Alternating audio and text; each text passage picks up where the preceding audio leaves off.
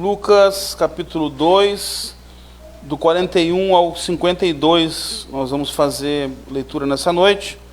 O texto que vai dar base à nossa mensagem. Evangelho de Lucas, terceiro evangelho, facinho de achar, amém? Vamos ler então. A palavra de Deus diz assim: todos os anos seus pais iam a Jerusalém para a festa da Páscoa. Quando ele completou 12 anos de idade, eles subiram à festa conforme o costume.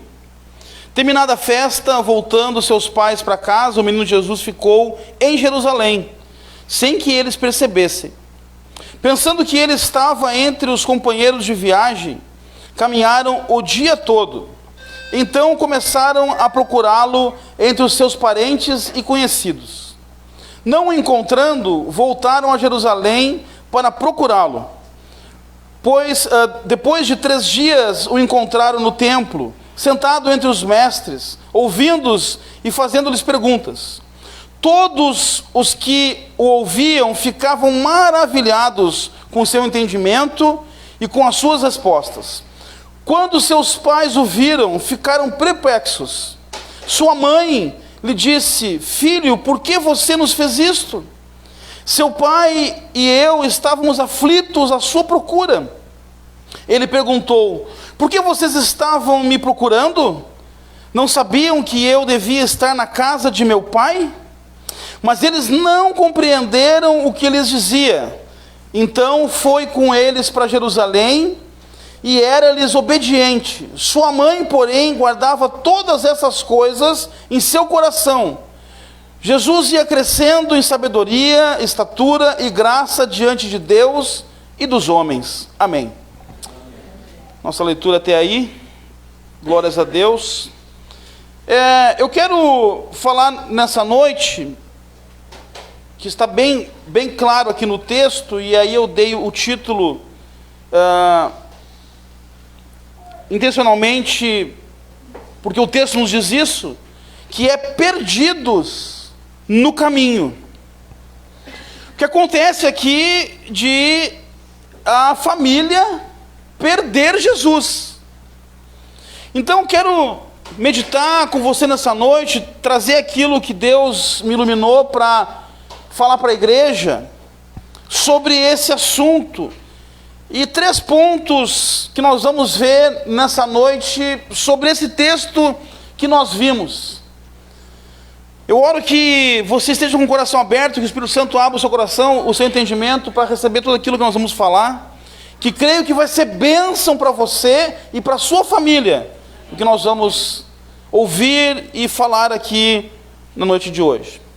Primeira coisa que eu quero falar, indo diretamente para o texto, nos primeiros 2 versículos, vai dizer que todos os anos seus pais iam a Jerusalém para a festa da Páscoa. Quando ele completou 12 anos de idade, eles subiram à festa conforme o costume.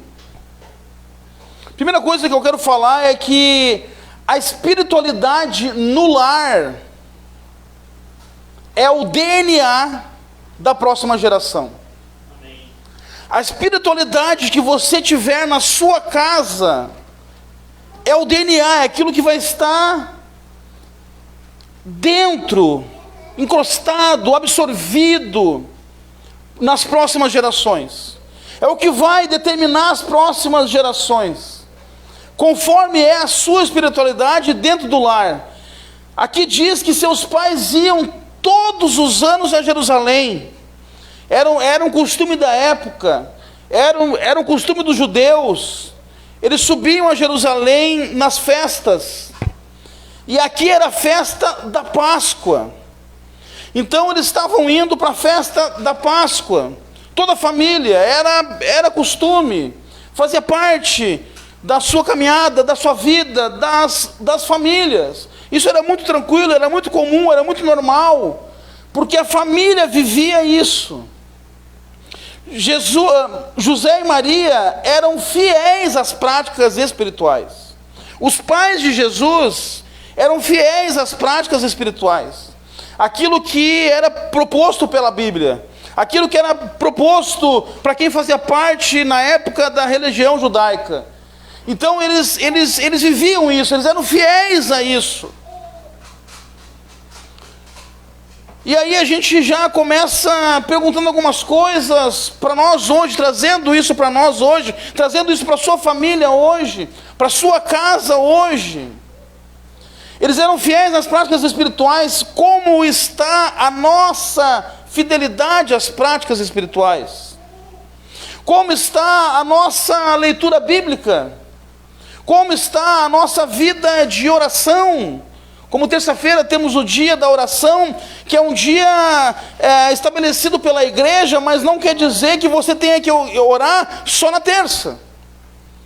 Como está a nossa vida de oração, a nossa vida, a nossa prática de leitura bíblica? Como é que está o nosso tempo separado para Deus? Porque Jesus diz que nós temos que separar um tempo para Deus. Paulo também diz que nós devemos orar o tempo todo, mas isso é o nosso dia a dia, são nossas questões diárias, são as nossas orientações pedidas para Deus diariamente, são nossas conversas com Deus diariamente. Mas existe um momento que cada um de nós precisa separar, precisa ter com Deus, separar um momento exclusivo e único para Deus, onde o celular está desligado, onde as redes sociais estão desligadas, onde a TV está desligada, onde tudo está desligado, só você com Deus. Quem não separa um tempo para Deus, nunca entenderá o tempo de Deus. Porque o tempo que separamos para Deus, nós vamos entendendo Deus, nós vamos nos aproximando de Deus, nós vamos entendendo o seu propósito, nós vamos entendendo os seus passos, nós vamos entendendo o que Ele está fazendo no seu plano. Mas quando nós não separamos um tempo para Deus, nós não vamos entender esse tempo de Deus, nós não vamos entender o agir de Deus, nós não vamos entender o que Deus está fazendo, o que Ele quer fazer, porque nós estamos distante dEle. O menino Jesus crescia num lar que valorizava Deus, um lar que a prioridade era Deus.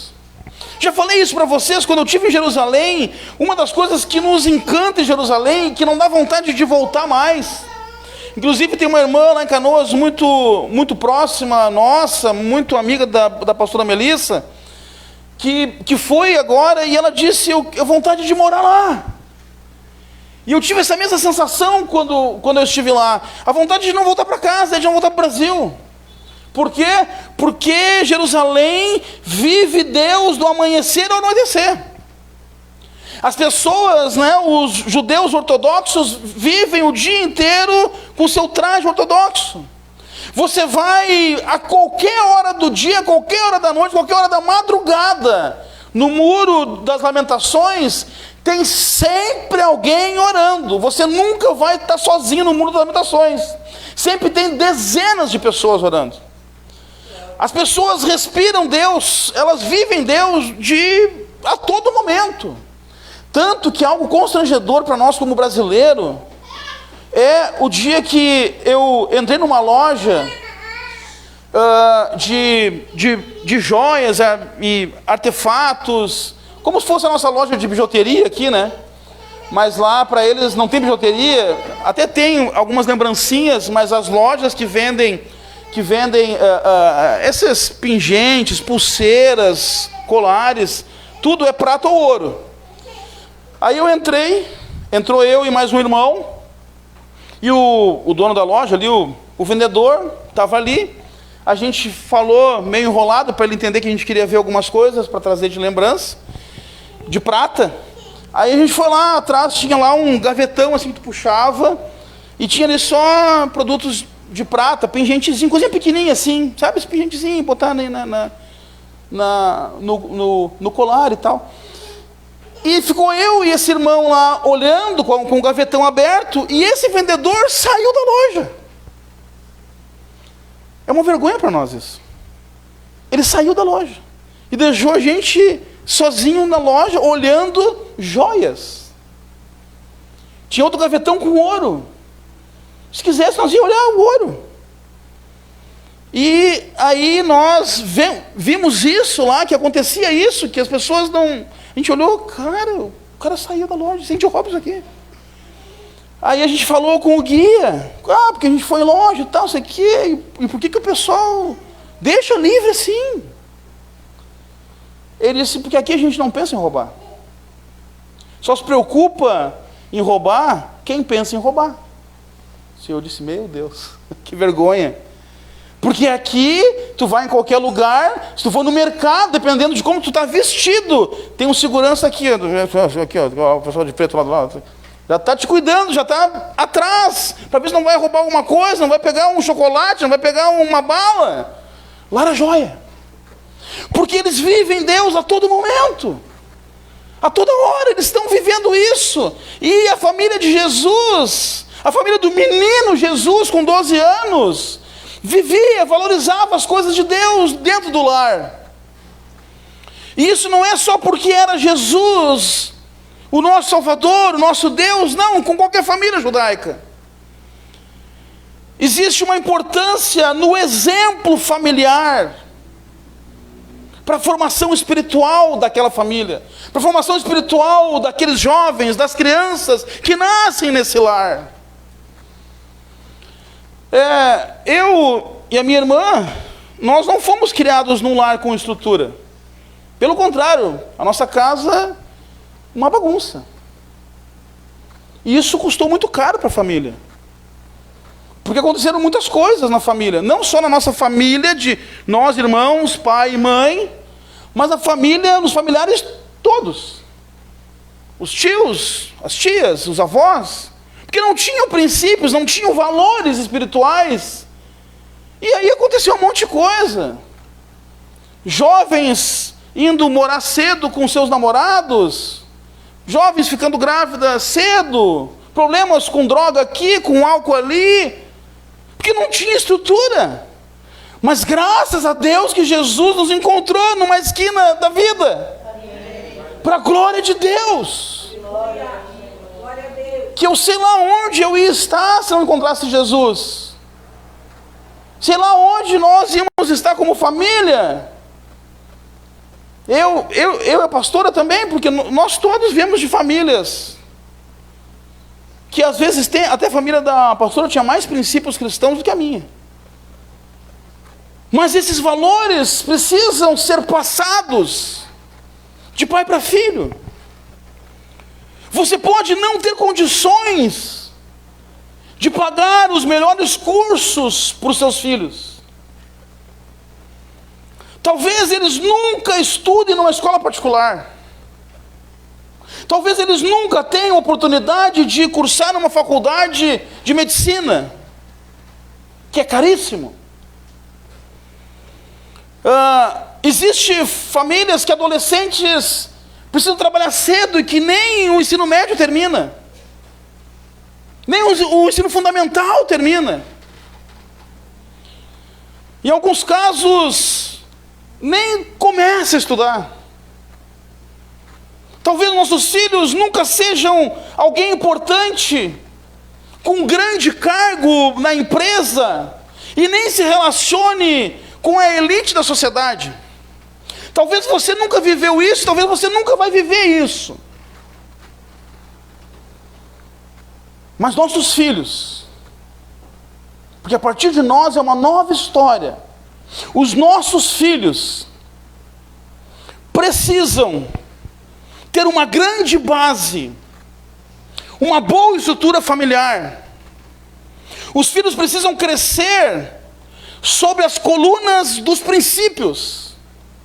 Não espere filhos resilientes num lar sem fundamentos. Não espere filhos sólidos, com postura, com educação, com respeito, num lar sem base. Ninguém caminha sob um lugar sem base. Ninguém caminha numa casa que não tenha chão. Precisa ter, senão não existe estrutura, não existe futuro.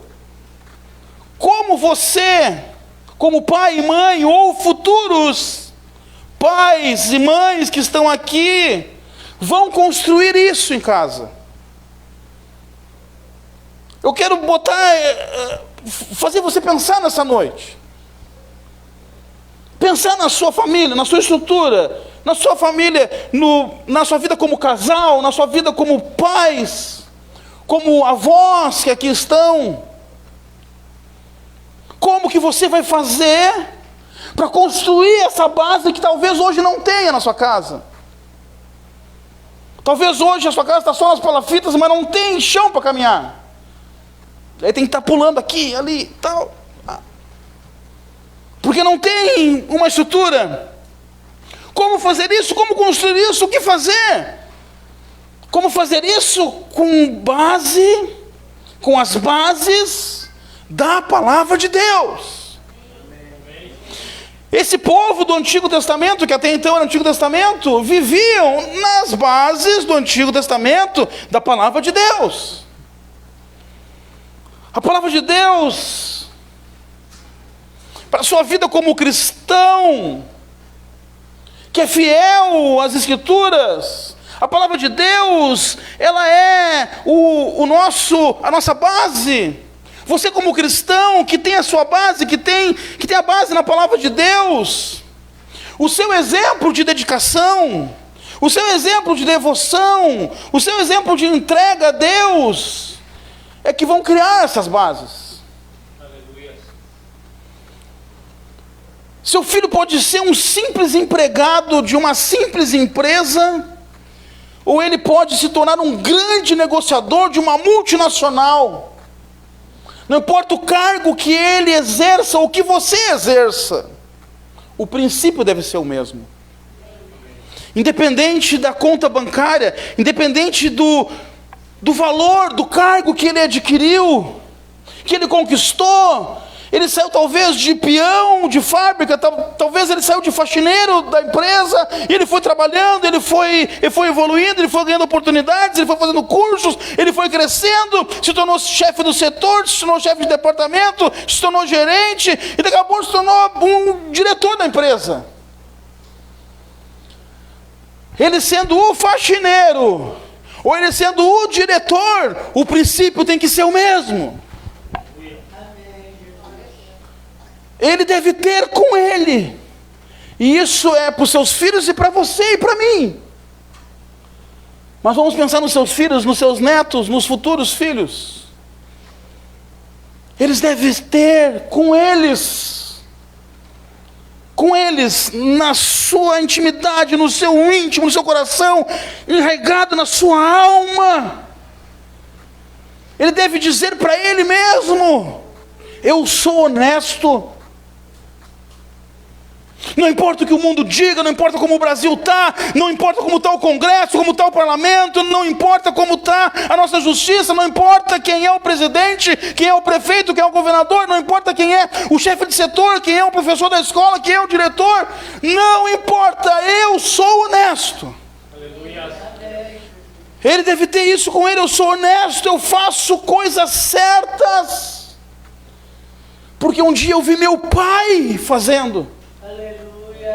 Eu faço coisas certas, eu sou honesto, por causa que o meu pai e a minha mãe me ensinaram através da palavra de Deus a ser assim.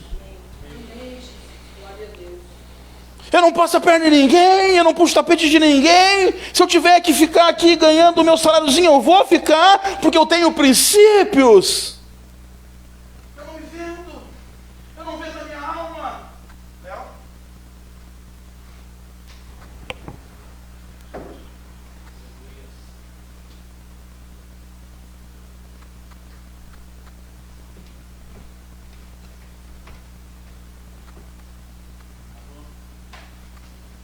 Eu não vendo a minha alma, eu não me vendo, porque eu aprendi com meus pais cristãos a ser assim.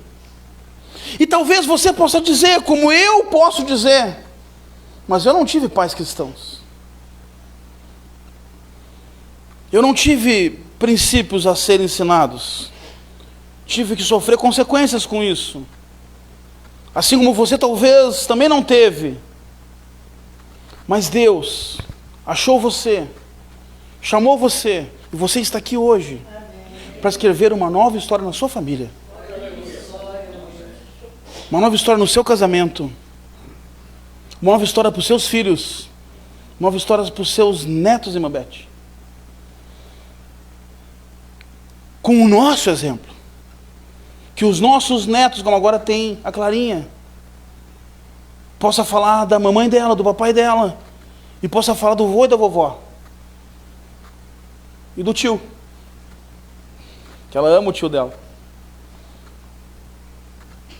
Que ela cresça, daqui 10, 15, 20 anos, e ela possa dizer: eu sou assim, eu sou honesta, eu sou íntegra, porque eu aprendi com meus pais e com meus avós. E a gente poder falar isso, gente, que alegria que é. Se você pode falar isso, eu não posso, mas se você pode falar isso, que alegria que é. Que bênção você poder dizer que eu aprendi com meus pais, eu aprendi com meus avós. Isso é um privilégio. É Deus que chegou na sua casa e provocou essa mudança maravilhosa. Porque valores domésticos geram destinos extraordinários. Uma simples postura para dar o papazinho para o filho quando ele é pequeno. Uma simples preocupação de aquecer a comidinha, de fazer a comidinha, está passando princípios, valores. De repente a criança, como o Marcelo e a Fernanda tem ali, a criancinha pequenininha, ela não sabe ler ainda. Mas ela está vendo. Com a filha do David e da Stephanie. Não sabe ler ainda, mas ela está vendo. Está vendo o papai e a mamãe sentado lendo um livro que ela não sabe qual é.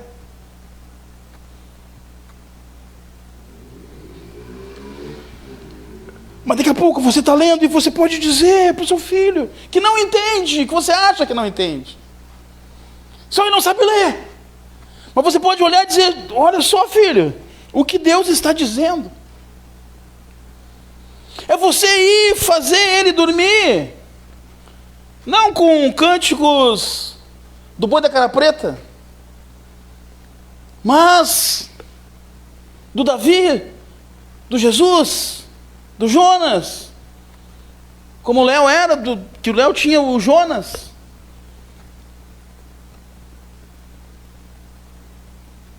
E incutindo princípios, desde quando é bebê.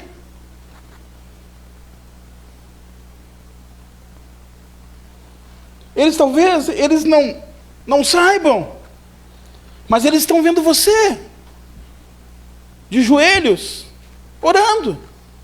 E você pode, antes de dormir, também ajoelhar junto com eles na cama e dizer: vamos orar, filho, vamos orar, filha. Papai do céu, na linguagem deles, Papai do céu protege, guarda, livra, sustenta, alimenta.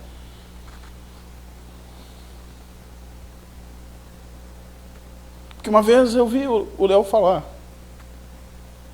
que ele viu o pai dele ajoelhado orando. Uma vez, ele e ela e a Dani, quando eram pequenos, sabiam que a pastora tinha um horário de oração, que ela ia para o quarto, fechava a porta e ia orar. E eles brincando, eles falavam um para o outro às vezes: não, a mãe está orando. Isso é importante, isso é fundamental. Porque hoje eles têm princípios. A espiritualidade começa dentro de casa, gente. Não é na igreja. A igreja não está aqui para ensinar seus filhos a ser crente. É você que vai ensinar eles.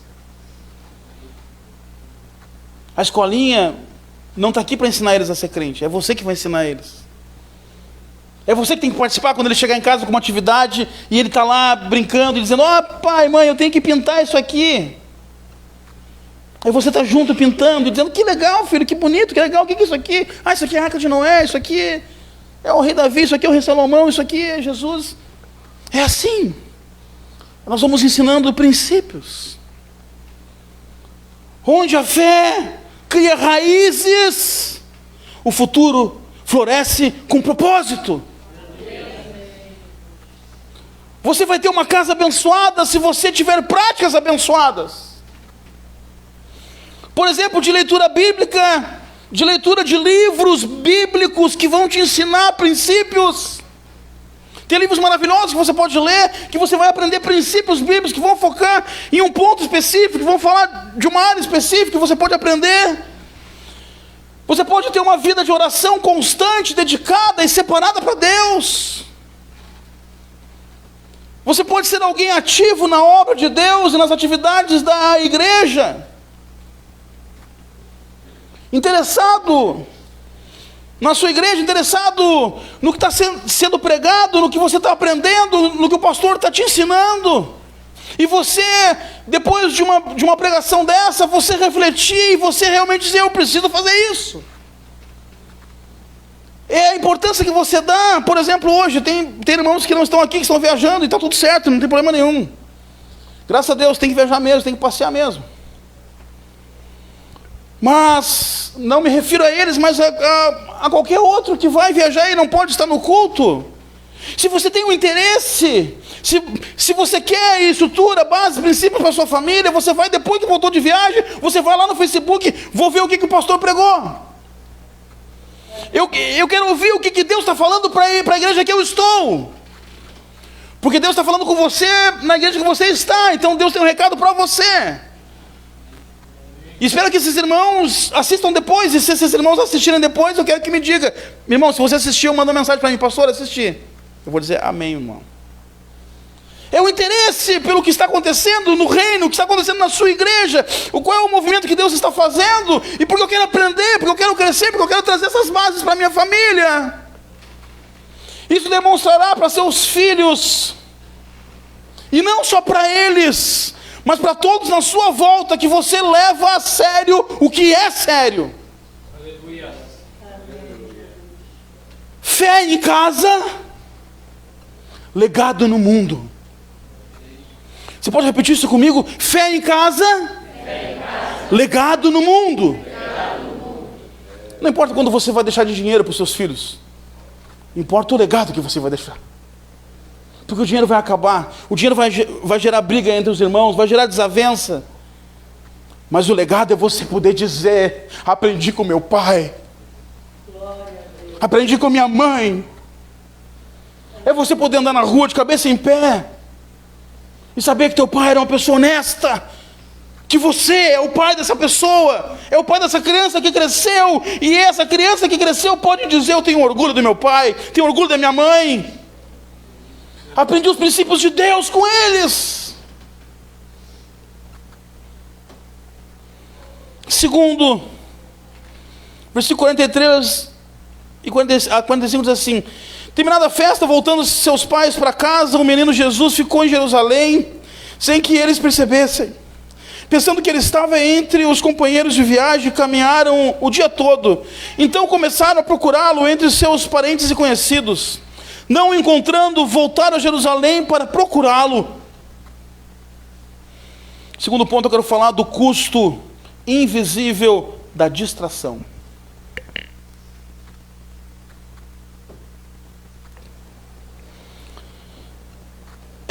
Essa família foi a Jerusalém, foi na festa, estão voltando para casa, e na distração, esqueceram o filho. Jesus fica em Jerusalém, sem seus pais perceberem. Depois começam a buscar ele, aflito, desesperado, quando percebe, cadê Jesus? Cadê Jesus? Cadê Jesus? Ele não está aqui. Não, ele não está com a gente, cadê Jesus? Eles se desesperam e começam a procurar ele. É possível estar ocupado com a vida e não perceber a ausência de Jesus. Estão voltando para casa bem faceiro, estão ocupados com a vida, talvez até estão comentando sobre a festa, estão cantando louvores talvez. Estão indo para casa, aquele monte de crente cantando louvor bem faceiro, comentando lá de Jerusalém, só que legal, que bacana, tal, falando, conversando. As distrações da vida pode fazer que, sem perceber, de repente, tu percebe que perdeu Jesus, que esqueceu Jesus. Isso é um grande e real problema. É algo muito fácil de acontecer quando não vigiamos. Para quem está estudando o livro do C.S. Lewis, nós estamos estudando nos lares, Cartas de um Diabo para Seu Aprendiz, vai lembrar disso, que no primeiro capítulo nós falamos disso, das distrações que o diabo coloca no nosso caminho para nos afastar de Deus. As distrações da vida nos tira o foco de Jesus. As distrações nos fazem perder o foco. Dizer sim para as distrações é dizer não para as suas prioridades. Uma das coisas que o inimigo mais deseja e trabalha para isso é que cada um de nós esqueça Jesus. As distrações da vida, os muitos afazeres, as muitas atividades, as muitas coisas, o trabalho, as atividades domésticas, os objetivos da vida, que muitas vezes a pessoa traça objetivos e esses objetivos às vezes cegam ela. A ânsia de vencer, tudo isso nos cega. Tudo isso faz a gente ter um foco em algo que não é mais importante do que Jesus. E aí eu fui pesquisar, porque eu me lembrei de uma mãe que tinha esquecido o seu filho no carro. Era uma psicóloga que esqueceu o filhinho de 1 ano e pouco dentro do carro, por 5 horas. A criança morreu. No caso dela, foi o que a gente chama de memória condicional. Ela dando relato. O que é memória condicional? Isso já aconteceu muito comigo. Tu está acostumado todos os dias, tu pegar essa rua aqui, vai até o fim dela, dobra à direita, vai lá no centro. Pega a sinaleira lá, de carro, né? Dobra, vai no centro. Todo dia tu faz isso.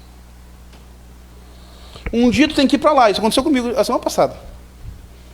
Tu tinha que ir para lá. Aí eu me distraí quando estou saindo com o carro e tal, estou ali cuidando do trânsito aqui, dei ré. Em vez de eu fazer a manobra para lá, eu fiz a manobra para cá. E fui. Chegou no meio da quadra ali, eu disse, eu não vou para lá, eu vou ir para lá. Aí eu tive que manobrar e voltar. Aconteceu com essa mãe, a memória condicional. Ela é acostumada a sempre fazer a mesma coisa. Ela estacionou seu carro para ir para o seu escritório, fechou o carro, esqueceu a criança dentro e estava muito calor. A criança morreu sufocada. Ela se distraiu. E o mais impactante que eu vi quando eu estava pesquisando é que isso acontece muito. Tem muitos casos de pais que esquecem seus filhos no carro, e muitos casos de crianças que morrem assim, que são esquecidas dentro do carro, são esquecidas em algum lugar. A pessoa vai no banheiro do shopping e esquece a criança dentro do banheiro do shopping. Pelas distrações. Distrações são apenas ladrões silenciosos do que realmente importa. A gente se distrai muito fácil com muita coisa. Hoje em dia, cada vez mais nos distrai o celular, as demandas que estão cada vez mais intensas. Parece que o dia está cada vez mais curto, que as horas passam muito mais rápidas. A gente se distrai com tudo. Se distrai de manhã, se distrai no almoço e vai se distraindo. Abre a sua Bíblia de manhã para você ver, para você ler. Você não vai chamar 50 mil mensagens no WhatsApp, se você não vai lembrar do boleto que tem que pagar, se você não vai lembrar que você tem que fazer tal coisa, tudo que você não precisava lembrar naquela hora, você vai lembrar. E você vai fazer, só um pouquinho, eu vou ali, eu já volto para ler. Nunca mais vai voltar. Nunca mais volta. Porque as distrações fazem a gente esquecer Jesus. Cuidado para não esquecer Jesus. Quantas vezes nós nos esquecemos de Jesus em meio às atividades? Quantas vezes você passou o dia inteiro e talvez nem lembrou de Jesus o dia inteiro? Quantas vezes já passamos o dia todo fazendo de tudo, menos falando com Jesus? É muito fácil esquecer Jesus quando estamos distraídos. Por exemplo, esse fim de semana, para mim e para o Léo, foi bem intenso, com atividades extra igreja.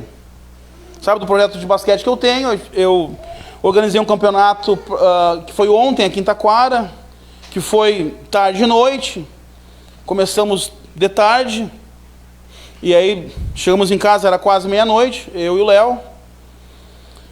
E aí eu tenho o time que eu sou treinador, nós fomos jogar hoje em Porto Alegre, o Léo também jogou.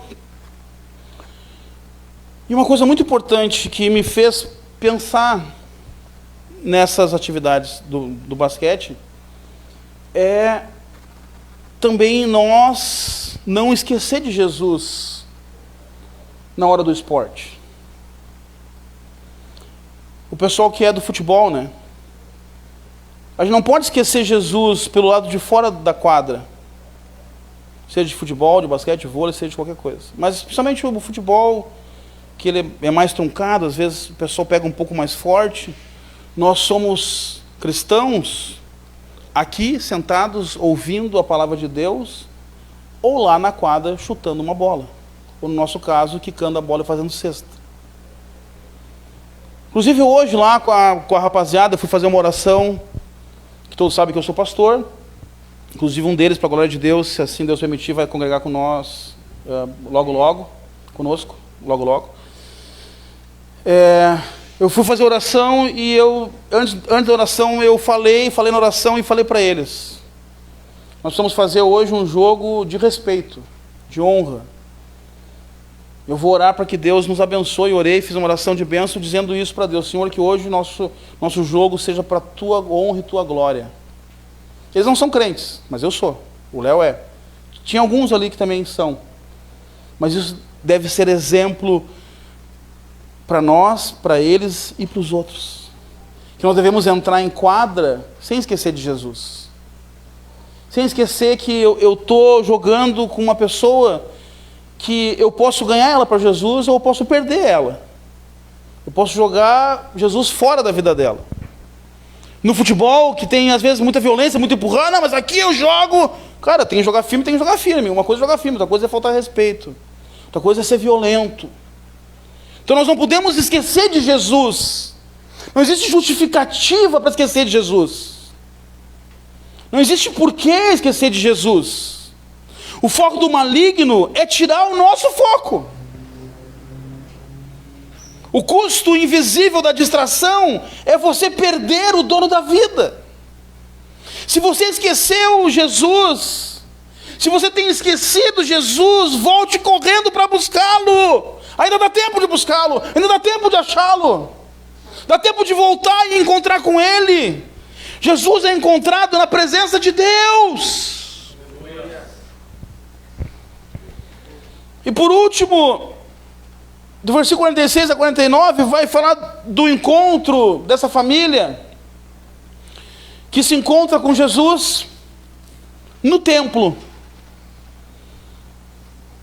E aí ele fala: por que vocês estão me procurando? Não sabia que eu ia estar aqui? Nesse ponto eu quero falar dos planos de Deus e a nossa identidade. Primeira coisa, eles encontram Ele em 3 dias. Deus faz tudo de forma planejada, gente. Deus é o arquiteto do universo. Ele faz tudo de forma planejada. Eu acho uma coisa linda, maravilhosa, quando a gente vai vendo o que Deus está fazendo, Deus está planejando, que Ele já planejou, que Ele move o mundo para fazer algo incrível. Eu separei 2 textos, para a gente falar sobre isso rapidinho.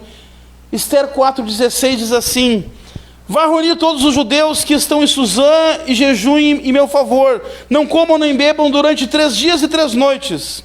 Eu e minhas criadas jejuaremos como vocês. Depois disso irei ao rei, ainda que seja contra a lei. Se eu estiver que morrer, morrerei.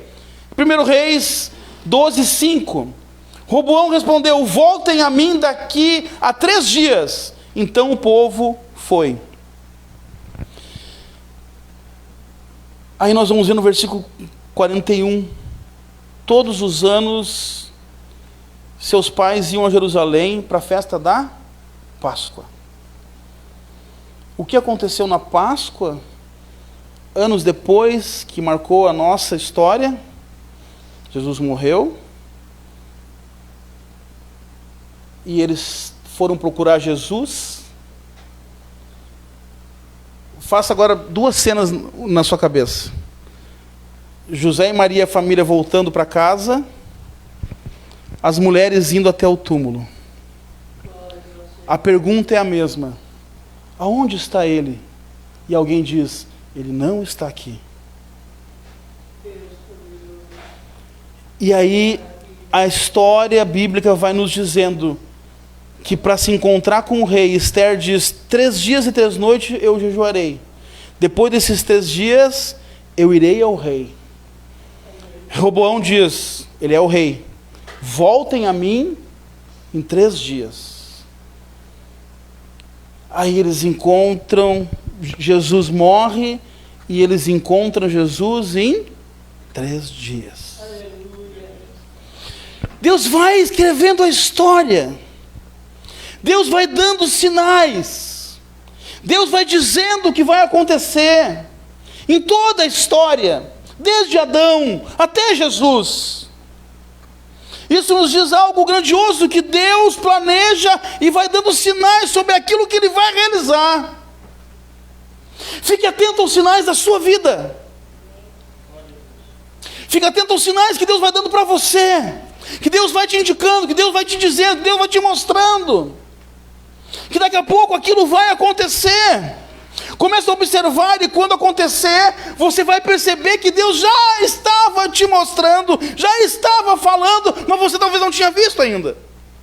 E agora você diz: puxa vida, olha só, aconteceu isso, e eu estava pensando que era para isso, mas realmente foi. Porque Deus vai nos mostrando, Ele vai dizendo, Ele vai nos mostrando o que é o plano dEle para a nossa vida. Mas o mais interessante é que Jesus é encontrado no lugar da presença de Deus. Isso nos revela a intimidade de Jesus. A identidade de Jesus. Ele mesmo diz: por que está me procurando? Estão me procurando? Eu não estou entendendo. Eu não devia estar aqui? Não é aqui que vocês iam me encontrar? Por que estão me procurando? Onde mais encontrar Jesus, se não na presença de Deus? Onde mais, se não fazendo a obra de Deus? Aí eu pergunto para você: onde encontrar você? Se um dia eu precisar te procurar, aonde eu vou te encontrar? Se um dia precisarem procurar você, aonde vão encontrar você? Essa pergunta nos revela 2 coisas: o seu coração e a sua dedicação. Se precisar procurar você no domingo, aonde vão encontrar você? Quando perderam Jesus, não pensaram que seria muito fácil de achar Ele. Não tem outro lugar para achar Jesus. Ele não vai estar no shopping. Ele não vai estar no estádio de futebol. Ele não vai estar na arena romana. Ele vai estar onde? No templo, na casa do Pai. Quando as pessoas pensam e sabem quem nós somos, aonde vão nos procurar? Vir à igreja no domingo é só um lugar na sua agenda, como qualquer outro lugar que você reveza? Ou seja, o culto a Deus, como que está? Aonde está? Aonde se encontra o culto a Deus no seu coração? Qual é a prioridade do culto a Deus para você? O culto para você, você reveza com o shopping, você reveza com o cinema, você reveza com o sofá de casa, você reveza com o parque, você reveza com os afazeres domésticos, você reveza com qualquer outra coisa. Onde eu encontro você no domingo? A igreja para você é um lugar para frequentar, uma família para pertencer. Se é um lugar para frequentar, você vai ficar revezando a vida toda. Não estou dizendo que não tenha que passear, não estou dizendo como eu falei antes. Nós estamos no meio de um feriado. Mas vamos tirar a exceção de um feriado. O domingo para o cristão é na igreja. Amém? O domingo para o cristão é na presença de Deus. Se eu for procurar você, eu tenho que encontrar você aqui. Se alguém for procurar você, onde eu vou encontrar? Eu preciso, o telefone da irmã Fátima está desligado, eu não consigo falar com ela. Meu Deus, onde é que eu vou encontrar ela? Eu não sei nem onde que ela mora. Ah, mas eu sei que ela é crente, então eu sei que na Coronel Diniz 555, das 7 às 9 horas, eu vou encontrar a irmã Fátima. Porque nós temos que estar na presença de Deus. Que bom, que benção que você está aqui hoje. Que bom, que benção que eu estou vendo você aqui hoje. Mas na semana que vem, no mês que vem, no ano que vem, 10 anos para frente, aonde vou encontrar você? Espero encontrar você no mesmo lugar, na presença de Deus. Porque isso revela a sua identidade, revela quem você é. Qual é a sua identidade? Quem é você? Se colocarmos uma placa nos postes de procurado, você está sendo procurado, procurada. A sua face está estampada em cada poste dessa cidade, procurando você, e você é acusado de ser cristão. Eu vou conseguir incriminar você, eu vou conseguir achar você, porque você é um criminoso chamado cristão. E eu vou encontrar você no templo, ajoelhada, buscando a Deus. O lugar mais fácil para encontrar o cristão.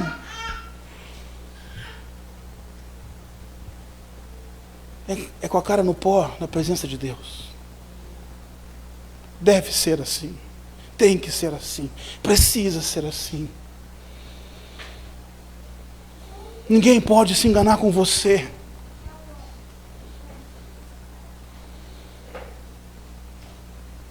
Como tem uma frase que diz que é semelhante a essa que eu falei. Se você for acusado de cristão, terão prova suficiente para prender você. Terão provas de um joelho dobrado, calejado. Terão provas de Bíblias e Bíblias e Bíblias na sua casa. Terão provas de boas ações que você faz. Terão provas de coisas que você faz sem cobrar, sem ver o outro lado, simplesmente por amor, por fazer, por dedicação, por caridade. Terão provas contra você, contra mim.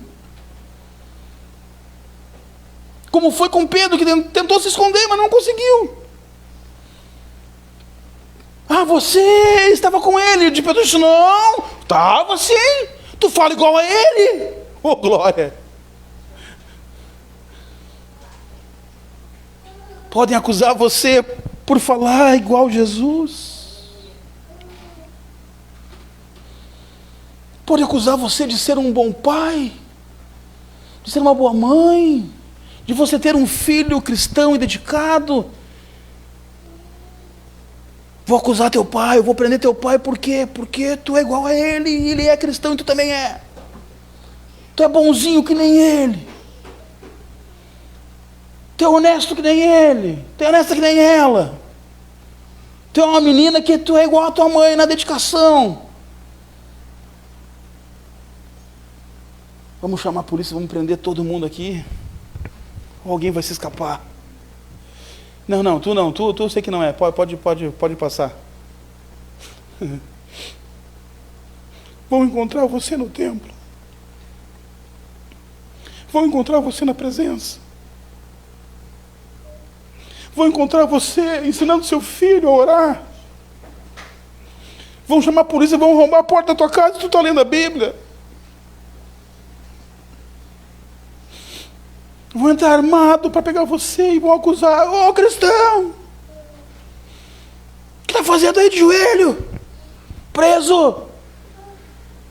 Te encontrei! Eu sabia que eu ia te encontrar na presença de Deus. Eu vim te buscar, eu sabia que aqui eu ia te encontrar. Como o Antigo Testamento conta que teve um homem que estava fugindo. E ele correu para o templo. E ele correu e ele se atirou no templo e botou a mão no altar, porque ele queria que Deus salvasse ele, e que o altar ia salvar ele. Ele buscou a presença de Deus para ser salvo. Ele não buscou políticos, ele não buscou dinheiro, ele não buscou sucesso, ele não buscou fama, ele buscou a presença de Deus. O propósito da sua vida define a identidade. O culto e a importância que damos a ele revela muito a nosso respeito. Onde nos encontrar revela a nossa identidade. Deixa eu perguntar algo para você muito forte, muito pesado. Quem diz Deus que você é? Se nós perguntássemos para Deus, Deus, quem eu sou? Qual é a minha identidade? Nós teríamos coragem de ouvir a resposta de Deus? Nós teríamos vergonha de perguntar. Não, por favor, Senhor, eu não vou nem te perguntar. Porque eu tenho medo de morrer com a tua resposta.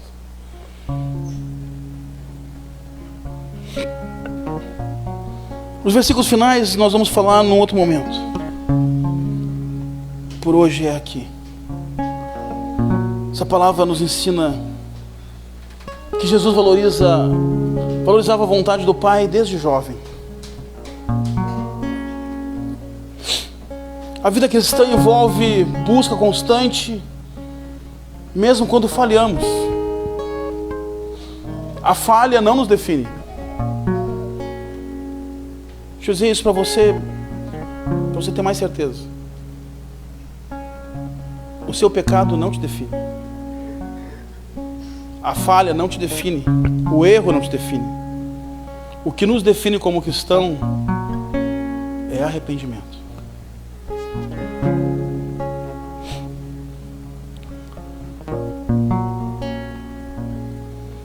O que nos define como cristão é o perdão de Deus.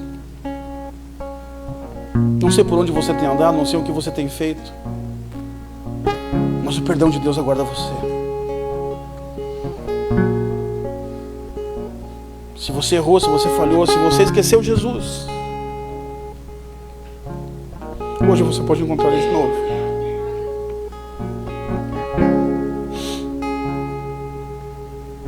Você vai encontrar Jesus aqui hoje. Você não veio aqui à toa. Eu achei hoje, no feriado, que a igreja estaria vazia. Glória a Deus que você está aqui. Glória a Deus que eu encontrei você aqui.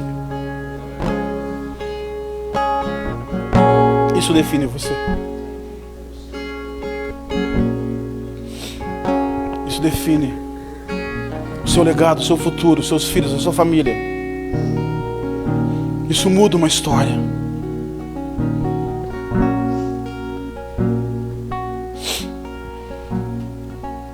Eu vou fazer um apelo. Vamos ficar de pé?